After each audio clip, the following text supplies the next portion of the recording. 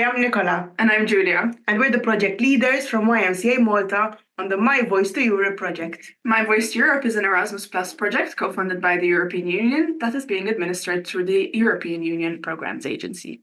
My Voice to Europe has brought together a group of young people to share their thoughts, ideas, and research on topics that they deemed important for the Maltese Islands.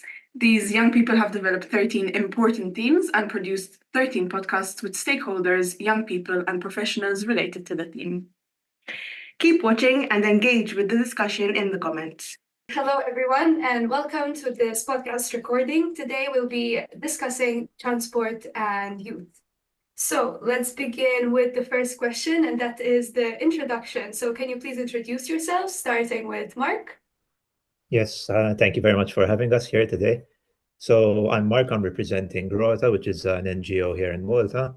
And what we do is we basically advocate for alternative mobility. So anything which is in the private car. We primarily focus on bicycle use, so taking your bike to go from point A to point B. But over the years, we've noticed that when we're advocating for bicycle use, we're also advocating for pedestrians and for scooter users, because in the majority of issues, when infrastructure is lacking, it is lacking not just for cyclists, it is lacking for all people who choose to use active mobility. And active mobility encompasses cycling, mobility scooters, for instance, people who are of an older age bracket and cannot move as easily, so they use their scooters, and walking, and different kinds of mobility in a way.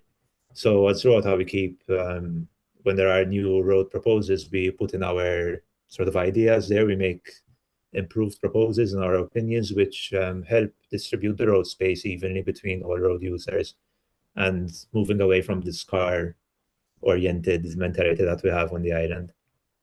That's basically what we do. Hi, I'm Mizzi. I come from the University of Malta, and I lead a project. It's called. What we do is in this project is we promote active travel, such as cycling, walking, public transport, and carpooling among staff and students. We have several projects going on related to walking and to cycling, and apart from that, we take care that we have the adequate facilities to enhance this mode of transport and to attract more students and staff to use these modes. So pretty similar aims, as I can see, right? Yes. So you have set out these aims, but what would you say is currently the situation in Malta regarding sustainable transport? Currently, the situation in Malta, well, I can speak in terms of the university. Since we started this project, we have advanced, we have added facilities, we have added infrastructure at the university. And by adding these things, we have added cyclists and people who walk, and people sort of who encourage themselves to get out from their car and start walking to university, or take a scooter, or take a bicycle. So we have seen some positive impacts in that regard. With General Malta per se, I would say that in some localities, we have added infrastructure, we have seen more cycling and scooters and facilities, but we lack some infrastructure, especially for pedestrians. Like, for example, if someone wants to walk on the sidewalks, aren't always really nice to walk on. We have lack of facilities for cycling. We have lack of bicycle lanes, especially bicycle lanes which connect from one lane to another. We need to invest more in this type of mobility in Malta. I think there is room, especially with the influx of foreigners in this last 10 years. We have seen really a growth in these modes of transport, especially in the areas surrounding universities, such as Sliema, St. Julian, Sofiya. We have a lot of students who walk it from these places and who would like to have a positive experience, but due to the hiccups we have life on the roads, it proves to be difficult for them. No, I agree with that. And to further on, as from when I was a student at university, we only had, I think, one bicycle shelter and some bicycle racks at maybe 2 points at university. Looking at photos of the present day, bicycle racks have increased. I don't know by how much, but there is a huge increase. You can tell even on quadrangle now, so it's very prominent.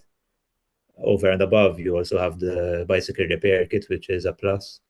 We didn't have that in my time, so there is improvement happening. So, and I probably can attribute it to you because you're the one pushing it on the ground at university. That's our project, but yeah, we work with you as well. So we work with Rota, with other institutions. So there is an improvement, and even I think the signpost, that was a project you had worked on, which shows the distances, how far certain localities are in Malta. That one actually is going to be extended to more regions in Malta, to more localities.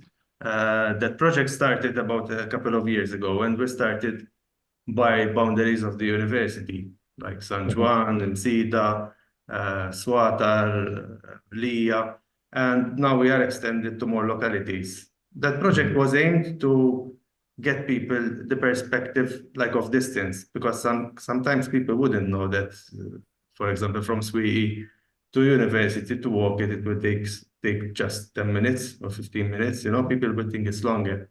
So by adding those signs and putting the distance in the distance in walk and cycling, will give an opportunity to people to view the reality of how long will it take to cycle it or to walk it.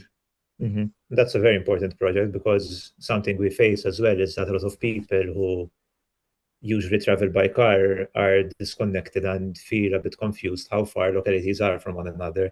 So if on certain cases you're stuck in traffic and it takes you 40 minutes to go from Sweet to Valletta, your perception is automatically changed to think that it's very far away. When in reality, that distance by bike would take you 20 minutes, perhaps 25 minutes, so it's not too far. I mean, I come from Tarshin, and sometimes I take the bicycle.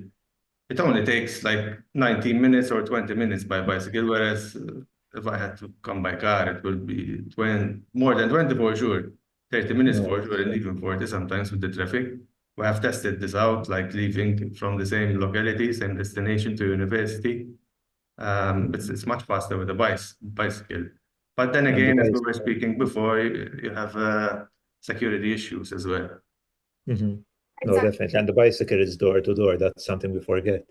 When you travel by car, you usually stop, look for parking for 10 minutes, then you have to walk to your office or to your lecture hall, for instance.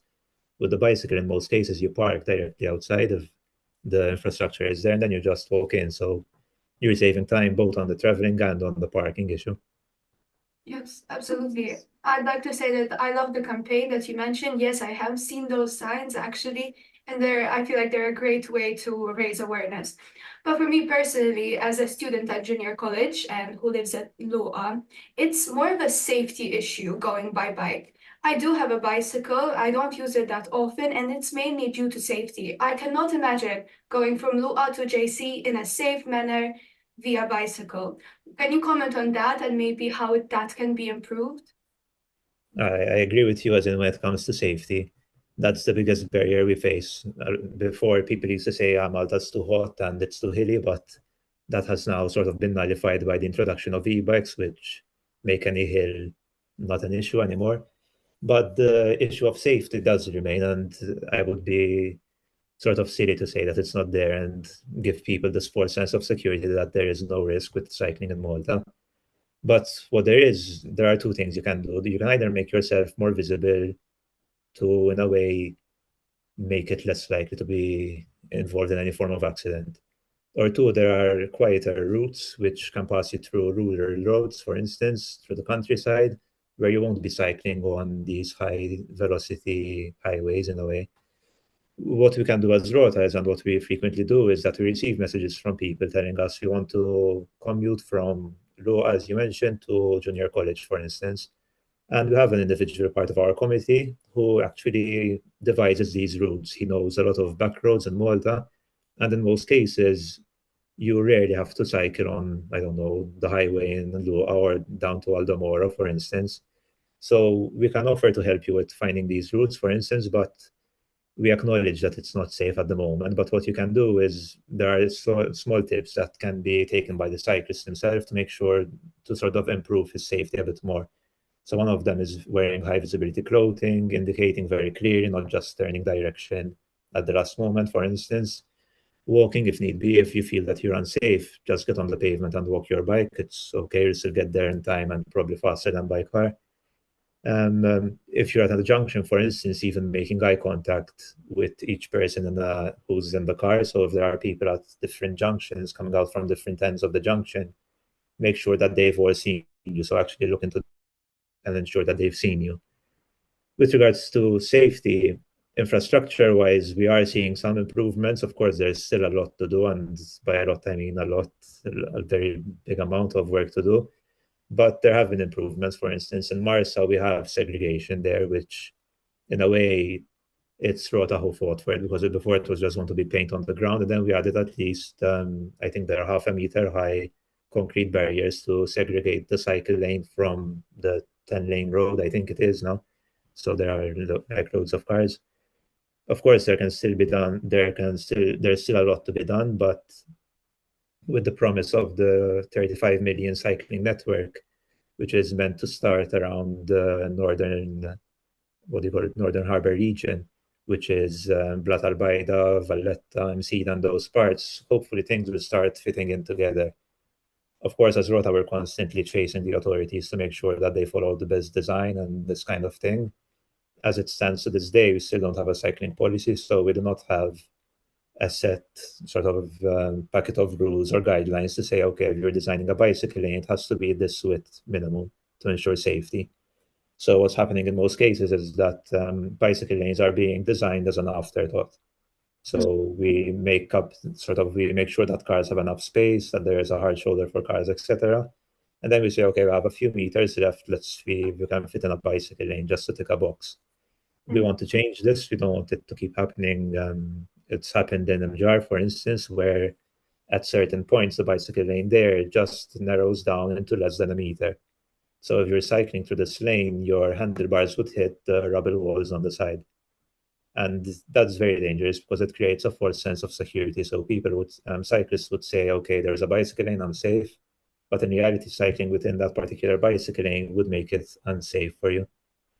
So it's a lot of back and forth, but things are getting better. And I don't want to be all doom and gloom. They're getting better. We just have to keep up the pressure from our end. I call our end. Thank you. Yes, something to add to Mark. Something you were mentioning. For example, if we have some students requiring how to come from law, for example, to university, first we would ask them, what's your experience in cycling? If they tell me, listen, I've been introduced to cycling, I wouldn't suggest to start commuting on road right and then. I would suggest them, for example, to go to places like Dingley, Imtahle, Bahriya, places which you don't see a lot of cars, and you start to familiarize yourself with the bicycle, and then when you feel confident enough, then you will start commuting. In Malta, we do have an active cycling community, but they go out like during the weekends as leisurely. And I know, but they don't use it for commuting for various reasons, as we were mentioning, security. So I think, and even from a historical point of view, Malta was always a place where people used to cycle. For example, if you take the army, the Royal Air Force, the post office, the police, they all had bicycles, and they all used to do their errands with the bicycle.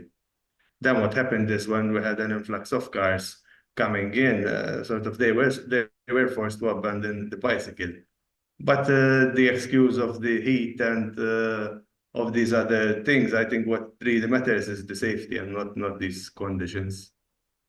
And to add a point to this, what we're pushing for at the moment with regards to, as in from Rota's end, is presumed liability.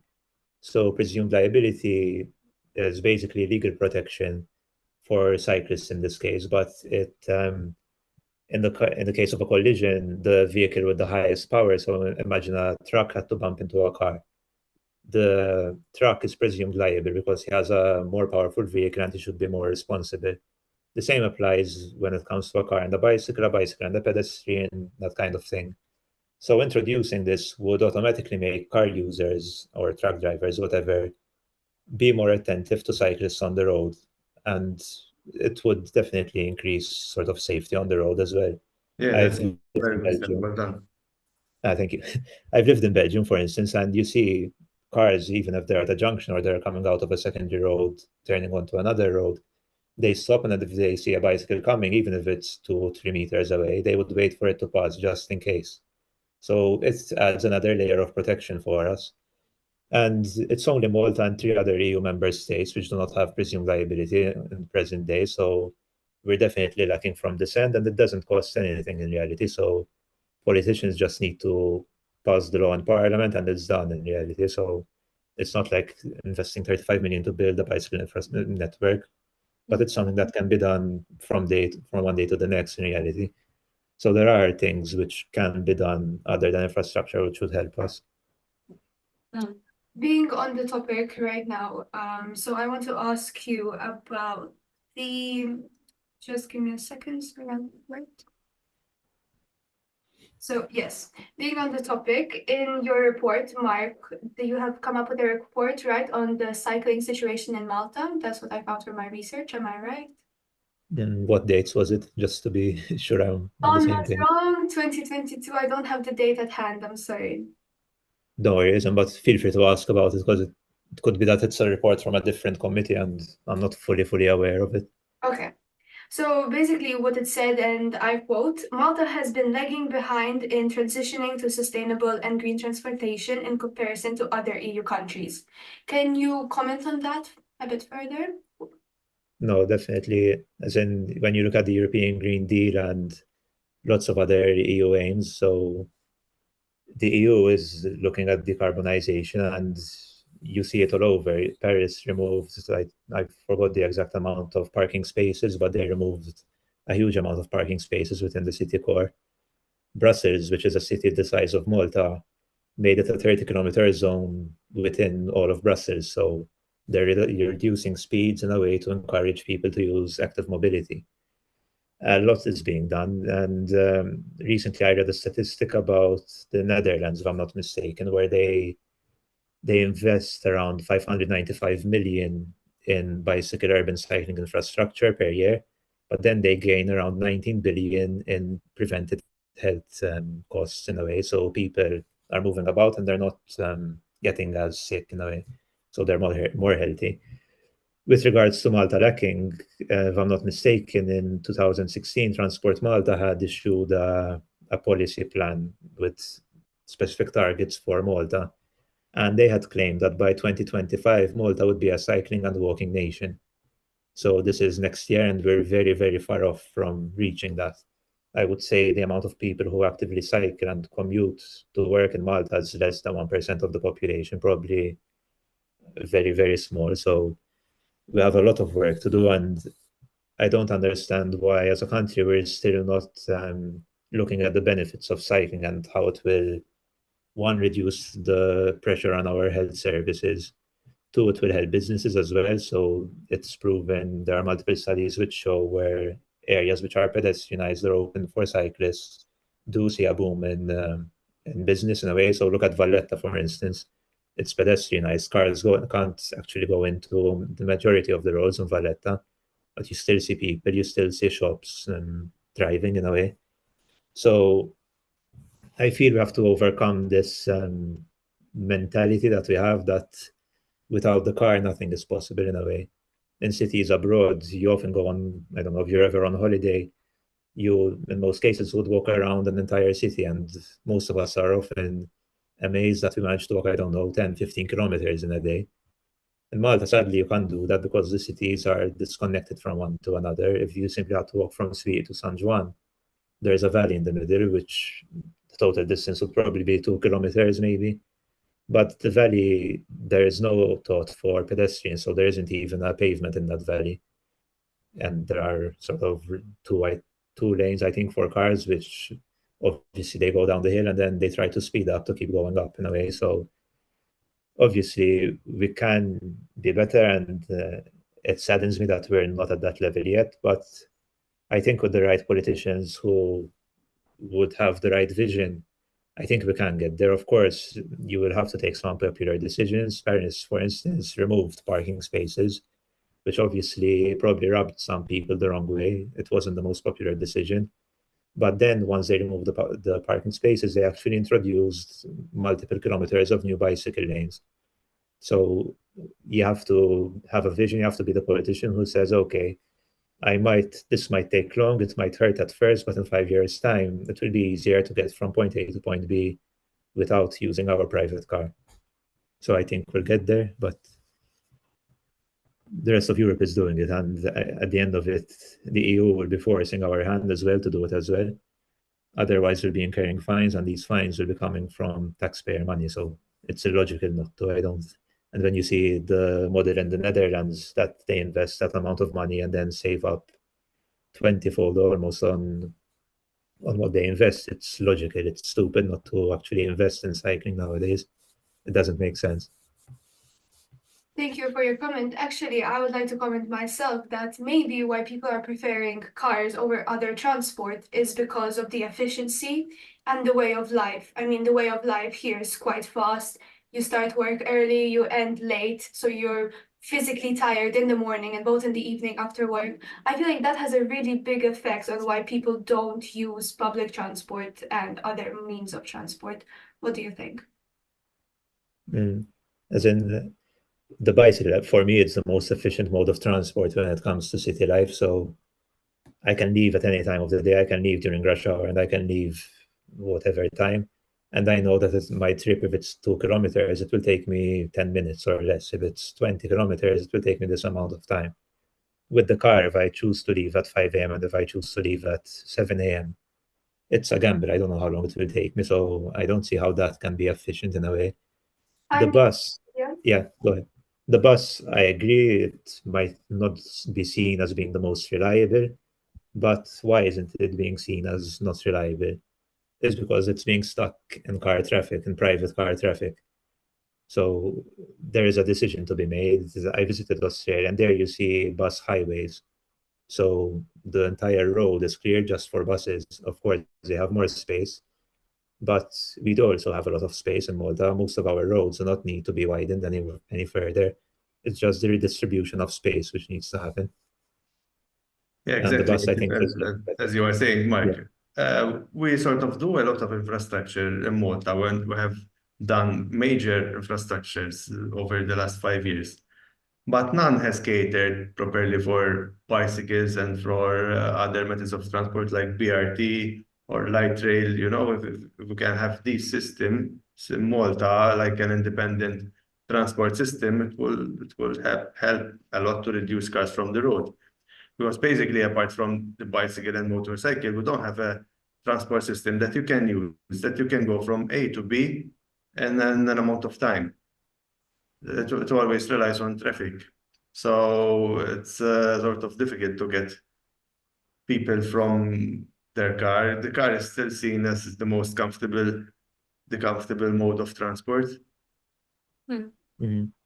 And I think the bus had a bit of, when there was a transition from one provider to the other, there was a period where buses maybe were even less reliable. So there's still that stigma around them, but it's only an educational campaign that sort of is needed to actually push the bus and make it better again. So to change that perception.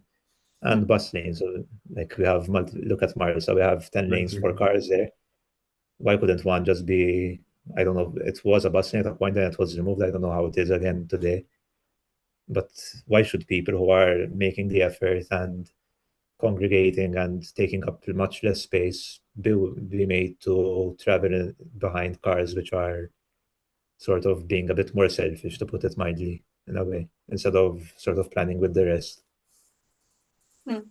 So you talked about public transport now and bikes and all that. So would you say these incentives, such as free public transport and grants, are effective in promoting sustainable transport? I would say they help, as in having free public transport.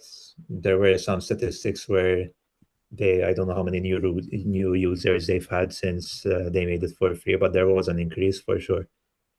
That will definitely help. It won't be the only pushing factor, but it will help. So if people still believe that the bus will always make you arrive late, they won't get it, despite it being free.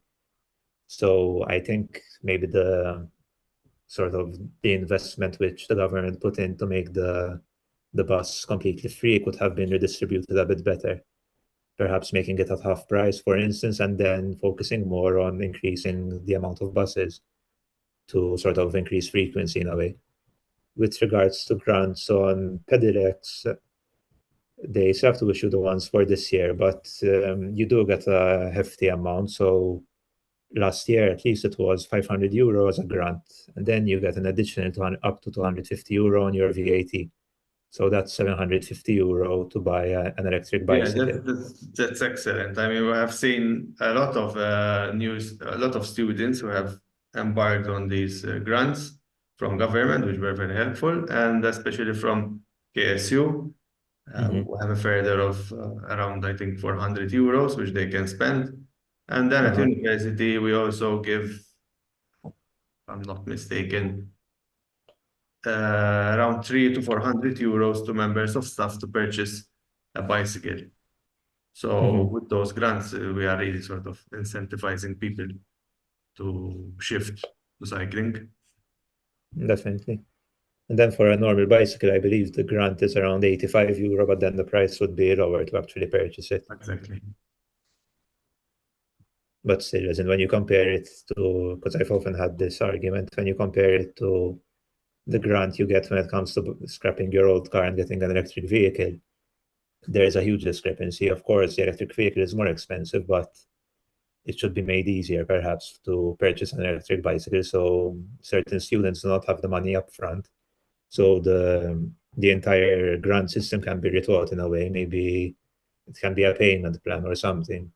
So a bicycle costs you, I don't know, €2,000 to get an electric bicycle, and you're on I don't even know how much the stipend is, €100 stipend this per month, for instance. It's very difficult to save up the money to actually buy a pedelec, so it's useless having the grant afterwards. Yes, yes. On this point, we have spoken to KSU to see if we can come up with something, because as you grow older, you tend to forget like the student years and how broken we were when we're students, and sometimes it's difficult, yes, for a student to sort of fork out €1,000 or €1,200 to purchase a bicycle. So yes, if there can be something like this to help out the students further, that would be great. So now we're talking about electric bikes, electric buses. How about electric scooters? They have been quite big news on the news. And yeah, what are your opinions on them? From my end, as in the electric scooters are a good idea. They're getting people away from using their private car, and they're using much less space. What I don't agree with is how they were introduced and implemented in a way. So someone just decided, okay, we're going to let electric scooters come into the country, but then we didn't think of any infrastructure, any parking, any formal regulation in a way. So we sort of ruined their introduction. People started hating them, and in certain cases, they were sort of right to do so, because no one wants to wake up in the morning and have a scooter in front of their front door, or they're walking on a pavement and they're about to trip over a scooter. It's not nice, it shouldn't be happening that way. Or having a scooter riding at you at, I don't know, 20 kilometers per hour. It doesn't feel safe, but as bicycle users, we sort of face the same issues. So there isn't as much infrastructure for the bicycle, and instead we're being harassed by cars. So the issue with this island is that we always introduce things and then we say, okay, then we'll see what we'll do after, when this should have been thought out much better beforehand. So there should have been lanes specifically designed for scooters, which can then be used by bicycles, by active mobility scooters, so the mobility scooters for the elderly, and sort of that would keep them away from pedestrians in a way. With regards to parking, there are also, when you visit other countries in Europe, you see that they have dedicated parking bays. So you can't just leave the scooter anywhere in front of someone's garage door or on a pavement randomly. You have the space of a parking space, a car space, and that can easily fit 25, 30 scooters. So we're not sacrificing too much. So while I agree with them in theory, I feel that the plan was not executed at all well. But I believe that over the years, you might try to reintroduce them again, but maybe a bit slower. But we'll see. Yes, I agree with Mark definitely on this. Sometimes as an island, we don't think beforehand, like when we're going to implement something, we don't think of the consequences. And I think what happens with the scooters like a bicycle, they need place to commute from one place to another. It's risky to go on the road because you have cars speeding next to you. And then it's also risky for the pedestrians to go speeding on the promenade or on a pavement. So, and then for the government, I think it's less expensive to ban rather than to enforce. Because if you have to enforce, you have to fork more money for enforcement. That sadly happens to a lot of other things in Malta. You know, if you want, instead of enforcing something, you just put a law and you remove it. That's not the way, obviously. But I think this has suffered the consequences like other stuff in Malta. No, that's true. And to add to this point, in reality, what's being banned is the rental e-scooters.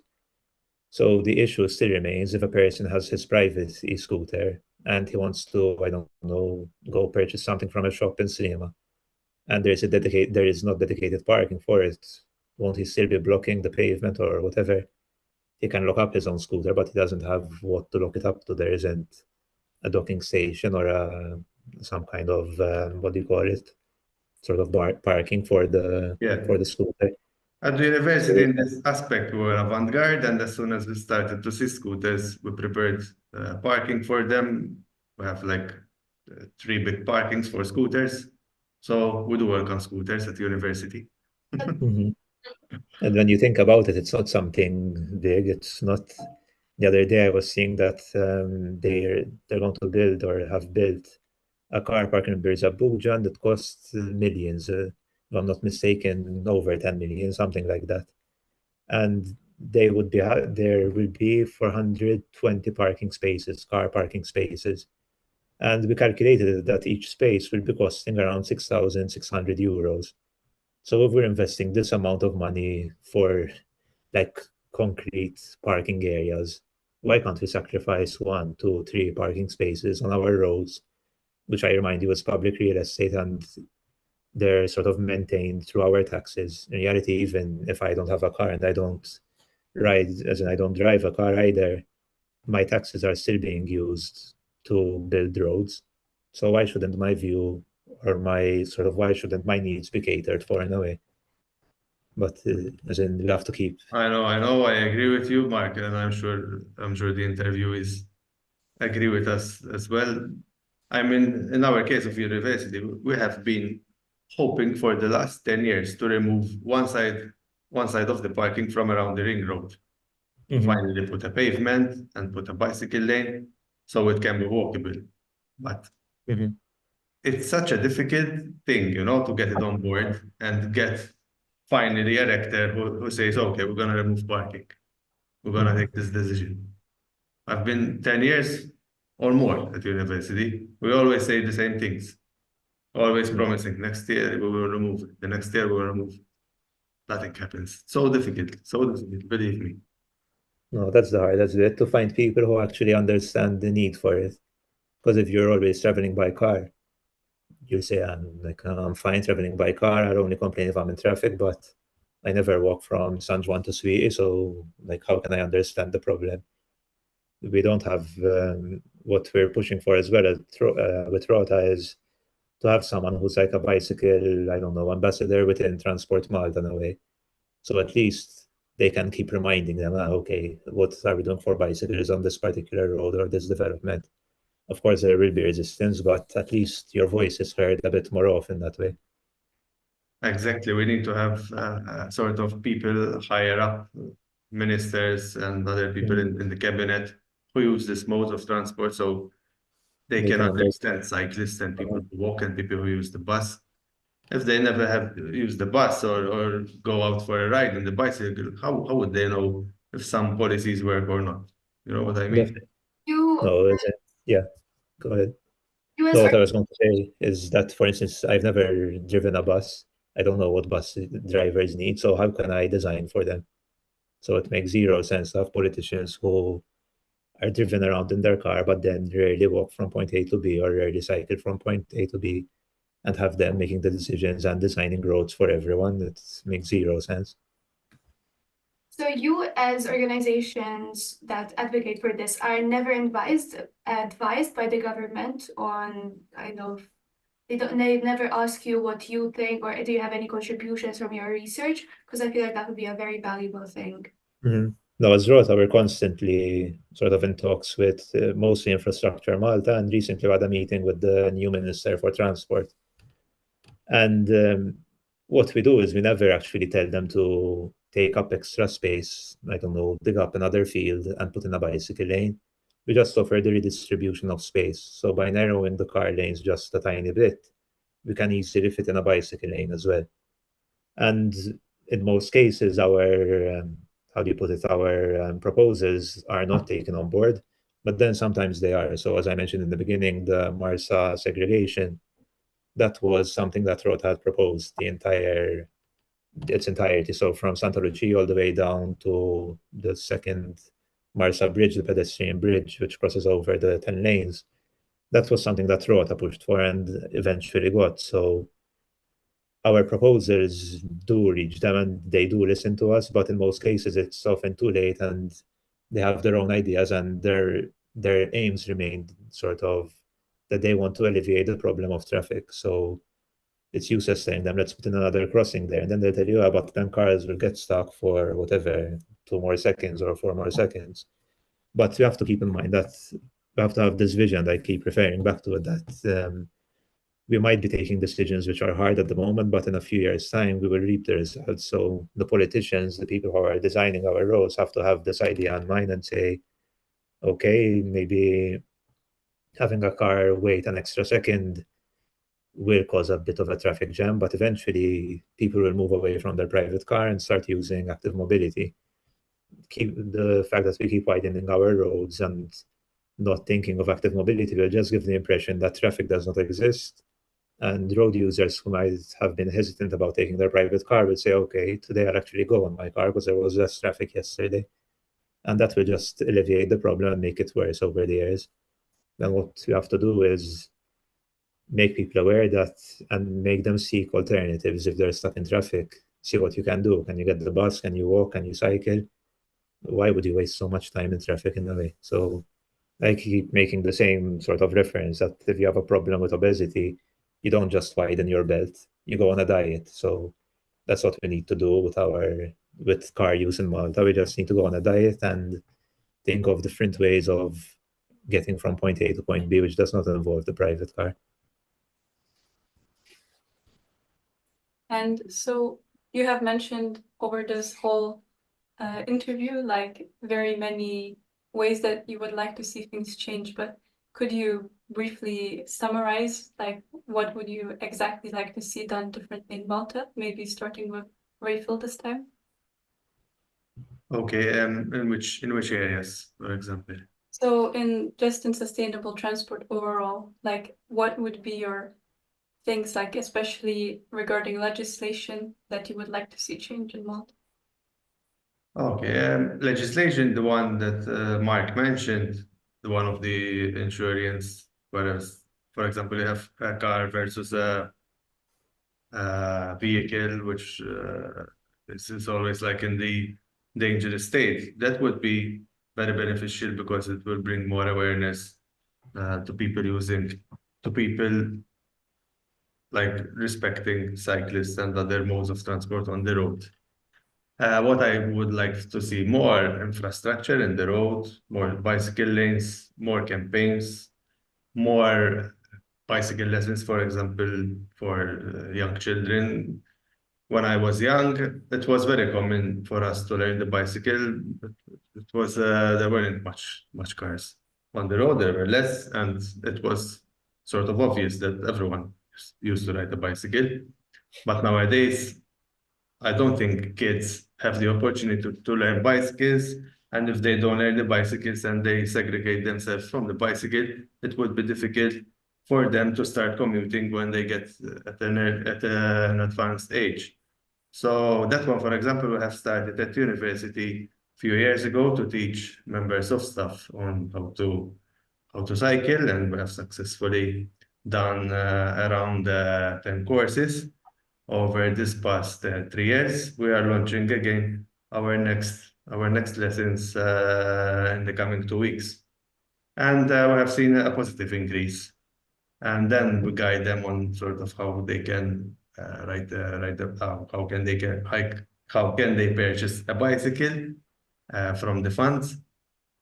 So other things we can see, like with respect of walking, make pavement more walkable.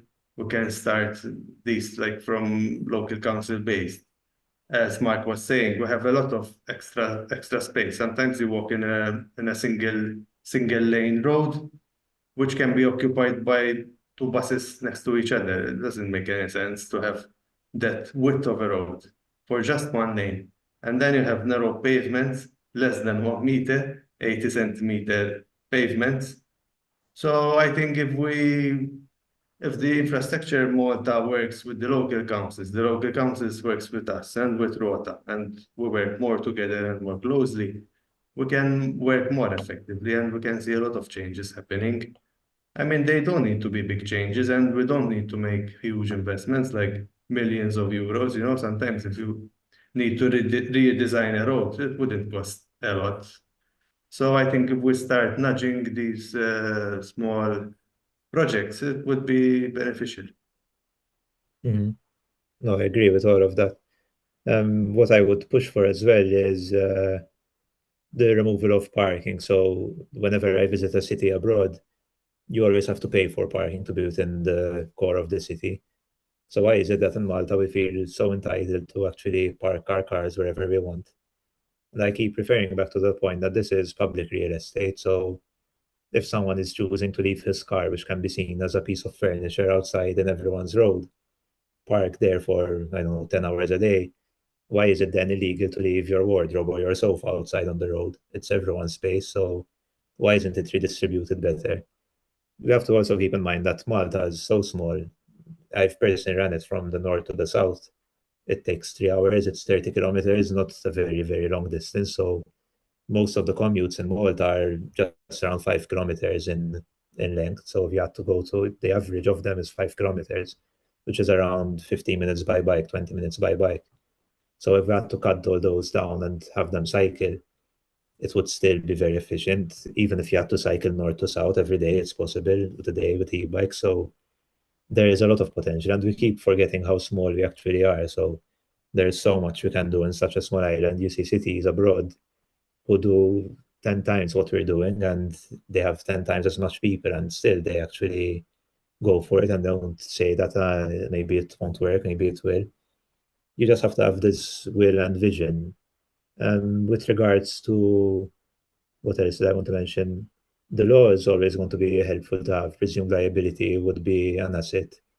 Speeds I would like to have reduced. For instance, there's a particular road in San Juan, it's called Talbalal, and there are no pavements there. There is a secondary school, if I'm not mistaken, no pavements, and then there is a bus stop, not even a shelter, just a pole for a bus. So we have the sign.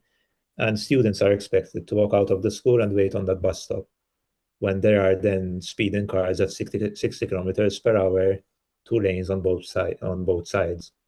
So instead of reducing one of the lanes to make a pavement to secure our children, ensure their safety in a way, we just said, okay, no, we need to keep traffic moving.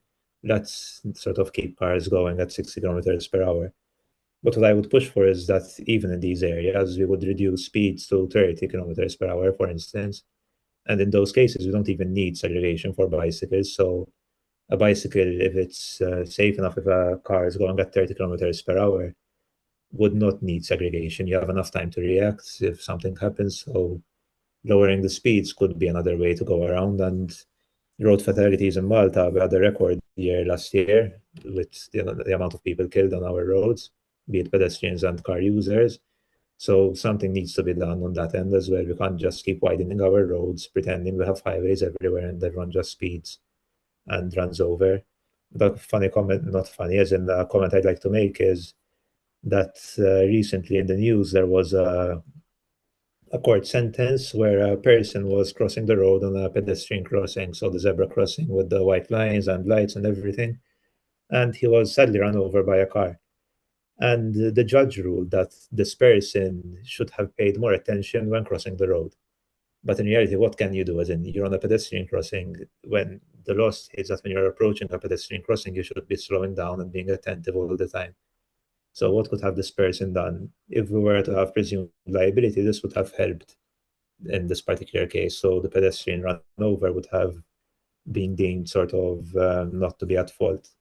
To explain presumed liability in a much easier way, with cars, when sort of you have a bumper-to-bumper accident, the car at the back is presumed liable because he should have kept his distance at all times. The same would apply to bicycles, etc. Something else I'd like to see is more educational campaigns in a way. So why is it that people who are either volunteers or sort of have to work in their free time on this have to be the ones to advocate for bicycle use? We used to advocate for the stopping of smoking, for instance, because it's bad for our health. So why don't we advocate for lessening the amount of cars we use, sort of choosing to walk instead of taking your private car or taking the bus or cycling? Why isn't this being done from the government in a way? Okay, thank you. Thank you. Then, I think I we're mean, kind of coming to an end. yeah, just one more question. Might be a bit controversial, I hope not. But do you think there is an underlying issue towards this? Why are bike lanes so ineffective in Malta? Why isn't public transport also effective? Do you think there's some sort of issue that we could overcome or we should overcome? No. I think, sorry, Mark, you No, want no, to- no, go ahead. I think it's political sometimes, political and lack of communication between institutions. Sometimes, like you have two institutions doing the same thing and they don't realize that they're doing it. You know what I mean? We don't have good communication, I believe, in this island, although we are very small, but Exactly. we don't have good communication. No, and to add to this point, is enough bad communication. When it comes to bicycle racks, there are different styles that you can install. So there are a particular style which are terrible to have. They're called wheel benders because you only sort of fit in the wheel of the bike. And then you have the Sheffield, so the U racks where you can tie your entire body. And we have these guidelines listed on the, I think if I'm not mistaken, the Ministry for Finance's website, where sort of people apply for grants and they know which kind of bicycle racks to install. Then you have other entities within the same government, different ministries, who actually install bicycle racks in green areas, and they install the wheel bender type, so they don't even refer to each other's material, which is a huge issue. But I think it stems down to, as Raphael was saying, politics. So right now, I would say the majority of people traveling in Malta use their private car. So if on one day a politician had to come up and say, okay, we're going to tax car use, or we're going to limit car use, or we're going to remove parking spaces, that will obviously rub people the wrong way and lead to a loss of votes. But Exactly, it all revolves around votes here. It all revolves around votes, and it's difficult to touch something, you know, because they will, if a government, for example, would need to implement something, a law or something, strictly speaking, they would check how it will affect votes. If it's beneficial to them, they would do it. If it's not beneficial, they won't do it. And that's how it works. Yeah, So that's we a have pity. always to think like of new ideas on how to get things without involving too much politics. No, because I think the politicians are aware that we have to move away from private car use and reduce our emissions. They're just worried because we're such a small population and we're a two-party system, so people will just sway from one side to the other in reality. Right now, we do have some smaller parties, but the majority are these two big ones, which are constantly fighting between themselves who will get elected. So I think the ideal way, again, would be to have visionary politicians and who are good communicators, who would speak to their sort of their crowds and make it aware. Whenever we have festas, for instance, in the summertime, everyone enjoys walking in the village course. So why is it that during the rest of the year we choose to take this freedom away? sort of, why do we let cars drive through the Hamroon Main Street, for instance? It's such a nice village core. Why shouldn't we try reintroduce the pedestrianization of these areas very slowly and then gradually build up on it?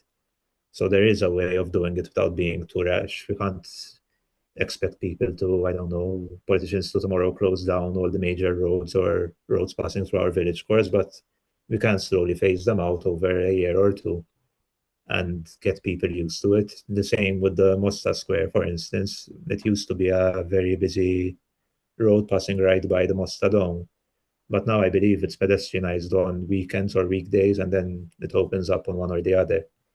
Still, it's better than it was, and slowly maybe that will be a push to actually keep pedestrianizing.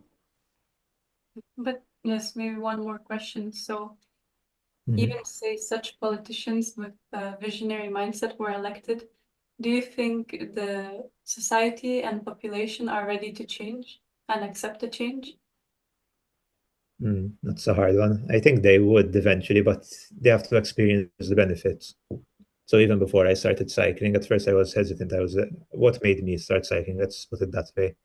So I started cycling as a kid, and then after a while, as most Maltese in Malta, I was eager to get my driving license at 18. And I got my driving license. I bought a second-hand car, about to sort of fall to pieces almost. And I used to live in Sweetie and go to university in San Juan. And I used to take my car, spend close to 30 minutes probably looking around for parking or leaving at 7 a.m. to make sure I have parking and that I'm sort of in class in time for my 9 a.m. lecture. And at one point, I just got frustrated and I said, why am I wasting so much time? I'm paying for my insurance, my car, and my fuel, and I'm not getting the service I want. I'm not getting from point A to B efficiently. So then I got a bicycle from a shop in San Juan, and I started cycling to university, and it just started taking me 10 minutes. So I think the frustration will push you. So an approach could be to let people suffer in traffic, and then hopefully they'll come up and they'll say, I mean, what if I try this instead? What if I walk? What if I cycle? What if I carpool? But there has to be some kind of intrinsic motivation, I think, to move from your private car to active mobility. Okay, that's it, I guess. So Yeah.